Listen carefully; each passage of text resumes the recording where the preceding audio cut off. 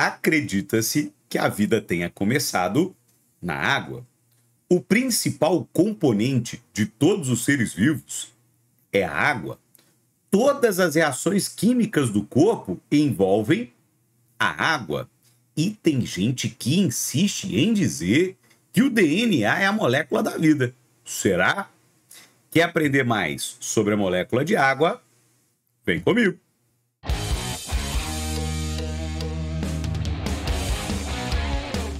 Sejam bem-vindos aqui ao nosso canal, pessoal, para a gente dar início hoje a essa playlist de aulas sobre bioquímica celular. É a playlist mais básica da biologia, o conteúdo inicial da biologia no ensino médio. Eu te recomendo aqui acompanhar as aulas do nosso canal, começando por essa playlist, tá? Então, seja muito bem-vindo, seja muito aqui feliz no nosso canal, se você está começando por ela. E vamos falar hoje dessa espetacular molécula aqui, chamada molécula de água. Primeira coisa, eu quero que você saiba que a água em vestibulares, ela não é cobrada somente do ponto de vista biológico. Ela é cobrada também do ponto de vista físico e do ponto de vista químico. A água tem propriedades, químicas, físicas e biológicas. E a gente tem que analisar um pouquinho de cada coisa aqui, visto que as questões de prova têm caráter interdisciplinar, tá? Então cobram tanto características físicas, quanto químicas, quanto biológicas dessa molécula ao mesmo tempo. Joia? A gente vai discutir uso sustentável, distribuição da água no planeta. Isso lá na aula de ciclo da água, quando a gente fizer aí a playlist sobre ecologia, ok? Então, vamos embora aprender um pouco mais sobre essa molécula, vamos falar o que os vestibulares cobram dela para você. Então, primeira coisa, a água é o principal componente de todos os seres vivos. Temos que começar essa aula justamente falando disso, tá? Ela é o componente mais abundante em todos os seres vivos. No corpo humano, o percentual de água fica em torno de 70%. Ele varia de acordo com a idade, tá? A gente vai comentar isso lá no final da aula, mas o percentual médio em torno de 70%.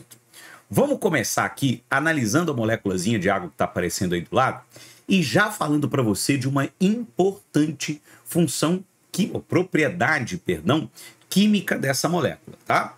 A água, ela é uma molécula polar. O que isso significa? Se você analisar bem aqui a molécula de água, a gente vai ver que ela tem 2 átomos de hidrogênio ligados a um átomo de oxigênio, daí a fórmula H2O, que eu sei que todo mundo aqui conhece, tá? Agora, o lance é o seguinte, esses hidrogênios, eles se ligam ao oxigênio por meio de uma ligação covalente. Na ligação covalente, para quem ainda não viu isso em química, ou não tem uma noção do que seja uma ligação covalente, os átomos compartilham elétrons.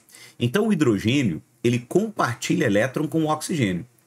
O oxigênio, como é um elemento muito eletronegativo, ele acaba atraindo o elétron do hidrogênio. Quando esse hidrogênio passa este elétron pro oxigênio, ele se torna positivo. Tio Igor, por quê? Porque o elétron, galera, ele tem carga negativa. Então, se o hidrogênio está cedendo carga negativa, ele se torna positivo, tá? Então, a gente repara aqui, ó, que os 2 hidrogênios vão ceder elétrons para o oxigênio e vão se tornar positivos. Enquanto o oxigênio que está recebendo elétrons, ou seja, está recebendo carga negativa, ele fica, obviamente, negativo. Portanto, se você separar a molécula de água aqui ao meio, você vai ver que a região de baixo, onde estão os hidrogênios, fica eletricamente positiva, enquanto a região de cima, onde está o oxigênio, fica eletricamente negativa, muito parecido ao que a gente tem numa pilha. Se você pegar numa pilha, ela tem um polo positivo e um polo negativo, tá? Quando as moléculas têm um polo positivo e um polo negativo, a gente fala que elas são polares. Fique esperto, porque isso aqui é muito importante para uma função da água que a gente vai discutir no próximo quadro aqui para você, tá? Outra coisa que eu preciso de antemão que você já saiba a respeito dessa molécula é que as moléculas de água têm uma capacidade muito grande de se unir umas às outras, por meio de ligações que aparecem muito em prova, que a gente chama de pontes ou ligações de hidrogênio, tá? Essas pontes ou ligações de hidrogênio, elas vão manter as moléculas de água fortemente unidas umas às outras, gerando para a água uma propriedade que a gente chama de coesão. Então a gente fala que as moléculas de água se mantêm extremamente coesas, extremamente unidas, tá? Por meio de ligações chamadas de pontes ou ligações de hidrogênio. Tio Will, entre pontes e ligações, qual é o nome, qual é o termo mais comum em prova? É mais comum hoje em dia aparecer ligações, tá? Mas o termo ponte ainda pode vir. Não está errado, não. Bom, agora que você já aprendeu que a molécula de água está presente em todos os seres vivos, que a molécula de água se une fortemente à outra aí, gerando uma boa propriedade de coesão, a gente pode começar a discutir as outras, tá? E vamos começar a discutir uma propriedade, uma função, uma importância da molécula de água extremamente cobrada em prova. A água, galera, ela é um solvente universal. Para mim, isso aqui é top 1 das funções ou importâncias da molécula de água, tá? O que significa dizer que a molécula de água é um solvente universal? Que ela dissolve tudo ou que tudo se dissolve em água? Não. Tem 4 palavras que a gente proíbe em biologia, tá? Quais são as 4? Tudo, sempre, nunca e nenhum. Essas 4 palavras, tome cuidado com elas em biologia. Biologia não é uma ciência exata, toda regra tem a sua exceção, tá? Então a molécula de água ela não dissolve tudo, mas ela dissolve a maioria das substâncias, tá? Ou a maioria das substâncias se dissolve em água. Tio Igor, que substâncias são essas que se dissolvem em água? As substâncias que, assim como a água, também são polares. Na química, quando a gente estuda aqui solubilidade em química, existe uma regrinha que os professores de química ensinam. Semelhante dissolve semelhante, tá? Então, moléculas polares serão dissolvidas na água, que também é polar, joia? Portanto, a gente fala que moléculas polares, assim como a água, que se dissolvem nela, tem caráter hidrofílico. Tio Igor, o que é uma molécula hidrofílica? A palavra filia significa afinidade, a palavra hidro significa água. Então é aquilo que tem afinidade com a água, aquilo que se dissolve facilmente em água, porque é polar como ela. Agora, aquilo que não reage bem com a água, aquilo que não se dissolve bem na água, é porque tem uma característica, tem um caráter diferente do dela. Moléculas que não se dissolvem bem em água, a gente chama de hidrofóbicas. Tio Will, o que é fobia? Fobia é medo, hidro é água. Então, uma molécula hidrofóbica é uma molécula que tem medo da água. Um exemplo de moléculas hidrofóbicas são os lipídios. Lipídios são moléculas tipicamente apolares e, por conta disso, não reagem bem com a água, sendo caracterizadas como hidrofóbicas. Você pode fazer um teste simples em casa. Tenta misturar um pouco de óleo num copo de água. Você vai ver que o óleo vai ficar por cima, a água vai ficar por baixo, e por mais que você mexa com uma colher ou qualquer outra coisa, eles não vão se misturar. Porque enquanto o óleo é apolar, a água é polar. Portanto, o óleo ele tem uma hidrofobia. Ele não se mistura bem à água. Ok? Tranquilo? Agora, por que é importante dissolver uma molécula em água?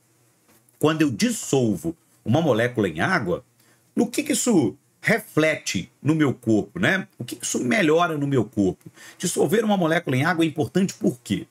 Quando uma molécula está dissolvida em água, galera, primeira coisa, facilita a absorção dela pelo corpo. Se você pensar direitinho, vamos analisar o nosso sistema digestório. Aqui na boca, a gente tem um líquido chamado saliva. No estômago, outro líquido chamado suco gástrico. No intestino, caem 3 sucos digestivos diferentes à base d'água, ou seja, são líquidos. Nesses líquidos, os nutrientes serão digeridos por meio de enzimas. Quando o nutriente se dissolver nesse líquido ou nesses líquidos, fica mais fácil também para o corpo absorver, tá? Então, quando você dissolve uma molécula em água, como por exemplo os nutrientes da nossa digestão, essas moléculas dissolvidas em água são mais facilmente absorvidas pelo nosso organismo, tá? Tranquilo? Outra coisa, quem transporta moléculas pelo corpo? O sangue. Tá? O sangue é o principal veículo de transporte de substâncias pelo corpo. E o sangue, em grande parte, é composto por água. Então, se eu dissolver uma molécula em água, eu facilito o transporte dessa molécula pelo sangue, tá? Então, além de facilitar a absorção, a gente também facilita o transporte. Terceira coisa aqui, terceiro item, e que a gente vai discutir já aqui, eu já vou colocar aparecendo aqui para você de uma vez, ó, tá? A água está envolvida com o transporte de substância, a água está envolvida com a ocorrência de reações. Já vou jogar isso aqui de uma vez para você. Comecei a minha aula aqui falando para você que toda reação química do corpo envolve água. Apesar de ser uma palavrinha proibida, a gente pode usar aqui, tá? Realmente toda reação química do corpo envolve água. Tem uma questão famosa que fala assim: a maior parte da água do corpo se encontra no sangue, na urina, entre as células ou dentro das células. Grande parte dos vestibulandos Brasil afora aí marca sangue. Só que a maior parte da água não está no sangue. Tio Igor, onde está a maior parte da água do corpo? Dentro das células. Mas a célula é muito pequenininha, tio Igor. Mas você tem trilhões, tá? Então a maior parte da água do seu corpício forma o que a gente chama de citoplasma, que é aquele material gelatinoso que preenche o interior da célula, que é onde ocorre a maioria das reações do corpo. Então a maioria das reações do corpo ou libera água, ou consome água, ou seja, a água ou é um reagente, ou é um produto, ou elas ocorrem em um meio aquoso, em um meio onde tem a água, como por exemplo o citoplasma. Tá? Então a água é um super meio de ocorrência de reações. Quando as moléculas estão dissolvidas em água, a interação entre elas é facilitada e daí você tem uma melhoria na ocorrência de reações, tanto que a água é importante para o metabolismo. Você já pensou por que a gente morre se a gente ficar sem água? Um ser humano normal não passa mais do que 3 dias sem ingerir água, sem ingerir líquido. Tio Igor, por que a gente morre? Porque sem água, galera, as reações do nosso corpo começam a não funcionar direito. Se as reações do nosso corpo não funcionam direito, o nosso metabolismo para. E se o nosso metabolismo para, o nosso corpo padece. Tá? Então a gente tem a água como um elemento importante do metabolismo. Eu não sei de que região você é. Aqui na minha região, sou de Minas Gerais, próximo a uma cidade chamada Juiz de Fora, nós temos a Universidade Federal de Juiz de Fora, que oferece um vestibular seriado chamado PISME. O PISME, ano passado, 2024, vestibular referência 2025, você vai achar lá como PISME 2025, ele cobrou na prova discursiva uma questão sobre água, envolvendo justamente isso aqui. Ó, o fato da água ser um importante meio de ocorrência de reações. Tá? E ele perguntou quais eram as 2 principais reações do corpo que envolvem a água. Elas estão citadas aqui para você. Ó. São as reações de hidrólise, onde a gente tem quebra de molécula de água, e as reações de síntese por desidratação, onde a gente tem a formação ou liberação de água ao final. Tá? Essas reações aparecem no nosso metabolismo, que é dividido em 2 grupos de reações. Metabolismo, para quem não está ligado aí, é o conjunto de reações que mantém o organismo vivo, tá? E ele é dividido em catabolismo e anabolismo. Catabolismo são reações de quebra, enquanto anabolismo são reações de produção. Então, ó, catabolismo, quebra. Anabolismo, produção. Basta você lembrar de anabolizante. Quem toma anabolizante está querendo construir músculo, produzir musculatura. Tá? Então, anabólico produz, catabólico quebra. Quando você tem reações de hidrólise, a palavrinha lise significa quebra. Tá? Então, reações de hidrólise são reações que envolvem água e fazem parte do catabolismo. Síntese em biologia é a mesma coisa que produção. Então, se você tem síntese por desidratação, você tem uma reação de produção que envolve água, ou seja, você tem uma reação anabólica, tá? Então, a água participa dos 2 grupos de reações do nosso metabolismo, tanto reações anabólicas quanto catabólicas. Ficou muito claro isso para você? Tira um print dessa telinha, anota com muito cuidado no seu caderno e bora para mais funções da água. Olha só, além disso que está aqui, a água, vamos entrar agora num campo de propriedades físicas, tá? A água ela tem alto calor específico. Tio Igor, o que isso significa? Vamos falar primeiro em termos técnicos, depois a gente fala num termo popular para você entender, tá? Falar que a água tem alto calor específico significa que para você aumentar a temperatura de 1 grama de água em 1 grau Celsius, você precisa fornecer para a água muito calor. Ou seja, para a água aquecer, você tem que fornecer para ela muito calor, tá? Botando em pratos limpos em termos simples, a água demora a esquentar, mas ela também demora a esfriar, joia? Botando em termos simples é isso, joia? A gente pode dar o exemplo aí de praia. Imagina que você está na praia o dia que todo mundo sonha na praia. Nuvem nenhuma no céu, sol torando, tá? Você lá na praia curtindo a vida loucamente. Nesse diazinho você chegou na praia às 8 horas da manhã. Eu te garanto que às 8 horas da manhã, tanto a areia quanto a água do mar estão frias, tá? Agora, vamos imaginar que o dia foi passando, as horas foram passando, 11 horas da manhã. Às 11 horas da manhã, se o sol estiver torando, eu te garanto que a areia da praia está pegando fogo. Você mal consegue pisar. Mas a água do mar ainda está gelada. Pode fazer esse teste no próximo verão, se você quiser, tá? Agora, horas passaram mais ainda. 5 horas da tarde. Pôr do sol. Sol se pondo. Eu te garanto que a areia já estará fria, porém a água do mar vai estar morna. Lógico, dependendo do local do planeta onde você estiver. Se você estiver tomando um banho de praia no Polo Norte, a água é fria o tempo todo, tá? Mas no litoral brasileiro aqui, em grande parte das praias do litoral, se você fizer essa experiência, vai dar certo, tá? Às 5 horas da tarde, a areia vai estar fria e a água vai estar morna. Tio Igor, por quê? Porque a água, como tem alto calor específico, ela demora a esquentar, mas também demora a esfriar. Já a areia, galera, tem baixo calor específico, então ela esquenta e esfria muito rápido, tá? É simples assim. Agora, além de alto calor específico, a água também tem um alto calor latente de fusão e um alto calor latente de vaporização. Tio Igor explica.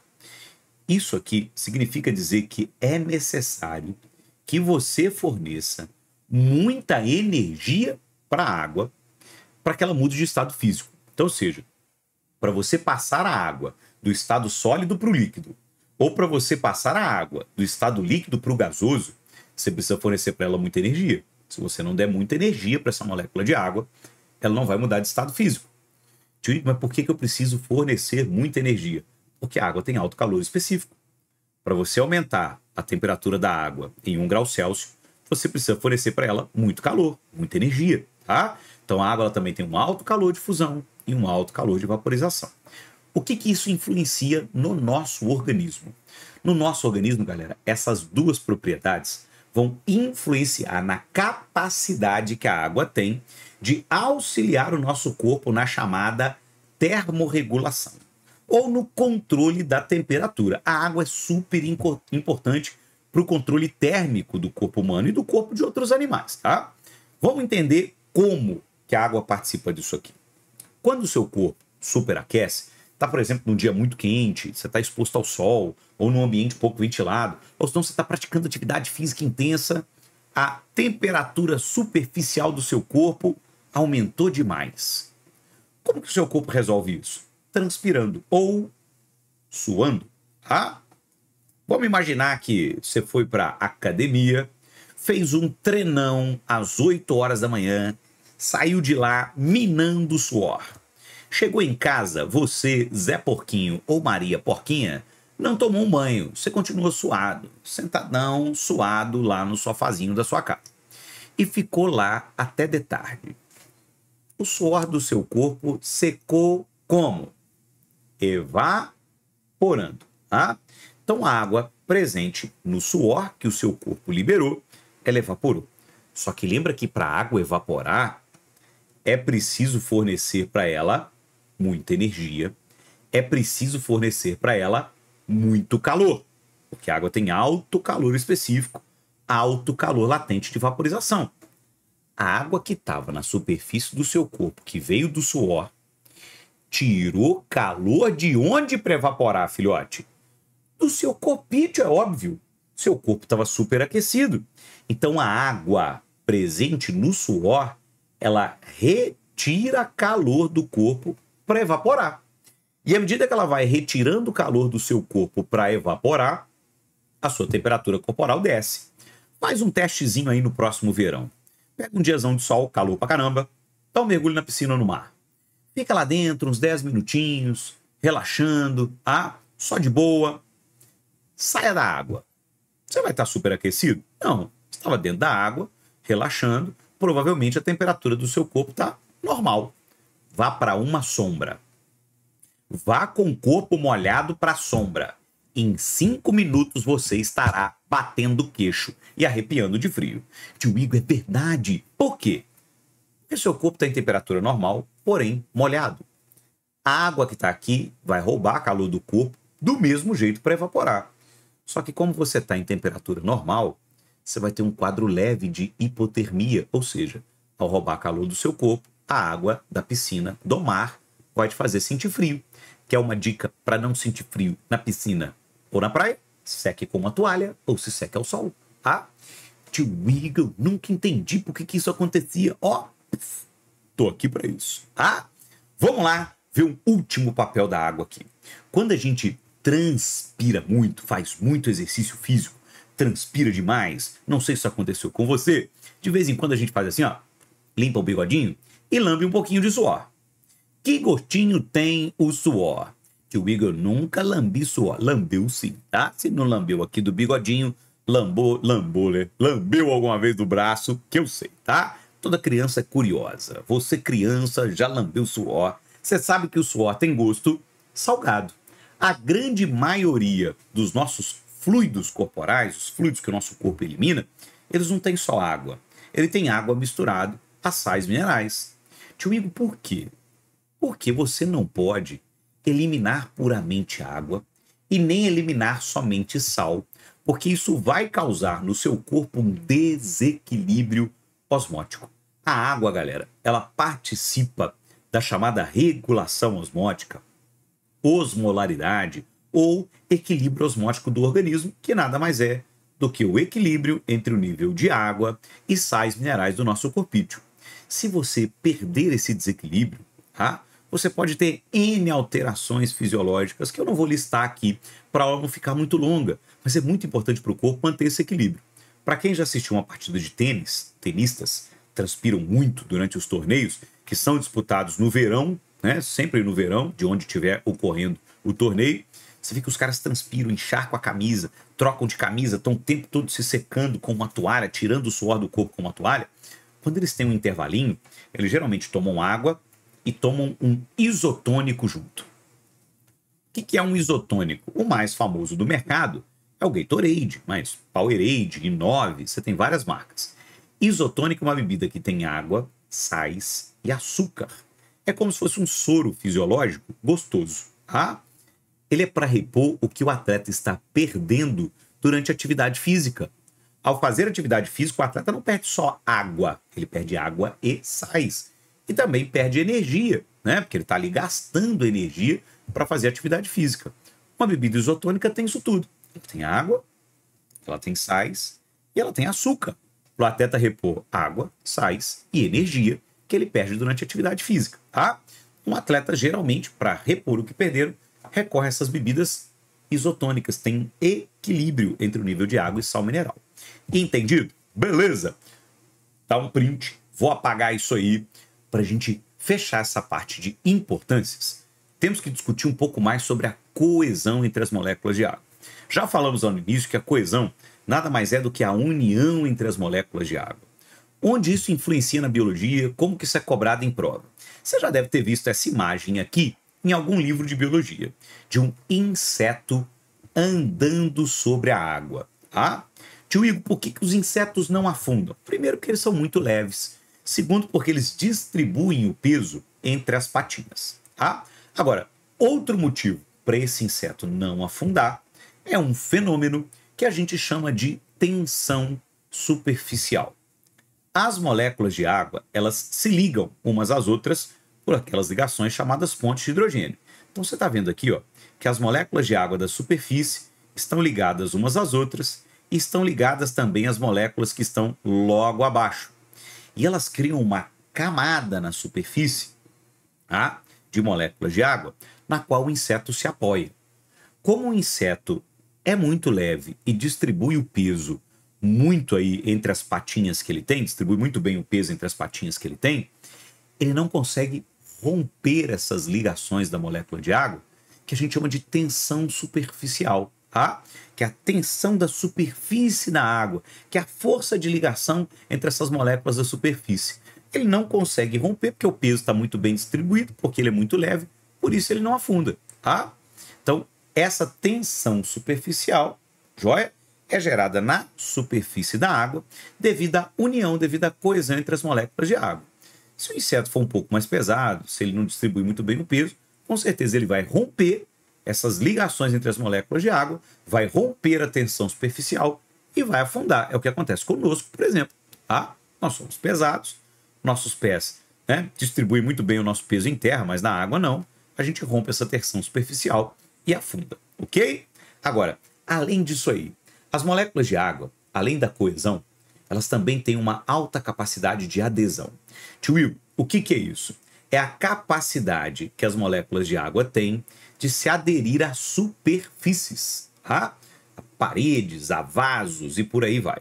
Coloquei aqui 3 caninhos para vocês darem uma olhada, porque isso aqui é muito importante para uma propriedade biológica que a gente chama de capilaridade. Tio Will, o que é essa capilaridade? Capilaridade é a capacidade que a molécula de água tem de subir por um tubo, tá? Por um tubinho, por um capilar. Se você reparar aqui, olha só, no tubinho mais grosso, a água subiu mais. No tubinho médio, perdão, no tubinho mais grosso, a água subiu menos. No tubinho médio, a água subiu um pouco mais. No tubinho fininho, a água subiu muito. Quanto menor o tubo, quanto mais estreito o tubo, tá? Mais a água sobe. Tio Igor, por quê? Porque quanto mais estreitinho for o tubo, maior a adesão das moléculas de água à superfície desse tubo e maior é a capilaridade dele, tá? Então, quanto menorzinho o tubo, maior a adesão, maior a capilaridade, mais as moléculas de água vão subir, tá? Então, essa propriedade de capilaridade está muito envolvida aqui com a propriedade de cima, que é a adesão, tá? Beleza? Tranquilo? Bom, terminada aí a parte de funções e importâncias, vamos ver este último tópico aqui para a gente fechar essa parte da molécula de água. O teor de água nos seres vivos, galera, ele varia em função de 3 fatores. O primeiro fator é o fator idade. O segundo fator é o fator atividade metabólica, que a gente pode relacionar, tá, em provas esses 2 fatores sem problema nenhum. Presta atenção na pergunta que eu vou te fazer. Quem deve apresentar maior teor de água no organismo? Uma criança ou um idoso? Provavelmente quem tem o maior percentual de água, não é maior quantidade absoluta. Eu estou falando em percentual. Quem deve ter um maior percentual de água no corpo? Uma criança ou um idoso? Com certeza uma criança. Tio Igor, por quê? Porque a criança tem um metabolismo mais acelerado. Lembra que a água, ela participa das reações químicas do corpo. Ela é o principal meio de ocorrência de reações. Então, quanto maior for o metabolismo de um indivíduo, tá? Quanto mais acelerado o metabolismo desse indivíduo, maior é a demanda de água dele. Perdão. Então, como a criança tem metabolismo muito acelerado, é bem provável que ela tenha também maior teor de água, tá? Então, relacionando aqui idade, atividade metabólica com teor de água, a gente pode chegar a essa conclusão. Olha só, quanto mais jovem o organismo, maior o percentual de água, porque ele tem, geralmente, metabolismo mais acelerado, mais intenso, tá? Então, guardem isso aqui para a prova, anotem isso aqui muito bem, é muito cobrado. Quanto mais jovem o organismo for, maior o percentual de água no corpo dele, porque maior é a atividade metabólica desse organismo, tá? E a recíproca é verdadeira. Quanto mais velho, menor o percentual de água, porque menor é o metabolismo. Show? Beleza? Agora, outra coisa que faz o teor de água variar é a espécie. Joia? Mas antes de chegar lá, dá uma olhadinha nessa figura aqui, ó. Vamos pegar aqui 3 órgãos, tá? Como o cérebro, o coração, o pulmão, o fígado. Falei 3 órgãos, né? Mas são 6 órgãos, perdão. Falei 3, mas são 6, tá? o coração, ou os rins, perdão, e os ossos que estão aqui embaixo, beleza? Se a gente olhar aqui para o cérebro e o coração, são órgãos que trabalham o tempo todo, justificado esse alto percentual de água. O pulmão também é um órgão que trabalha o tempo todo. Tio Igor, por que o pulmão tem mais água do que o cérebro? Porque para fazer trocas gasosas, é importante que o pulmão esteja úmido, tá? Então o pulmão ele tem um maior percentual de água por conta desse fato. Tio Igor, por que o fígado tem muita água? Cara, o fígado é um órgão que trabalha demais. O fígado é um dos órgãos com o maior número de funções no corpo humano. Então o fígado tem alta atividade metabólica, tá? Tanto que ele é um dos poucos órgãos do corpo, se não for o único órgão que regenera, tá? Devido à importância do fígado no seu corpício, então ele tem muita água. Por que o rim tem muita água, tio Will? Porque o rim, ele filtra o sangue. Passa sangue pelo rim o tempo todo sem parar. Os rins produzem urina, que é um líquido. Então, como passam muitos fluidos pelo rim, o rim também apresenta o maior percentual de água, tá? Agora, por que nos ossos tem menos?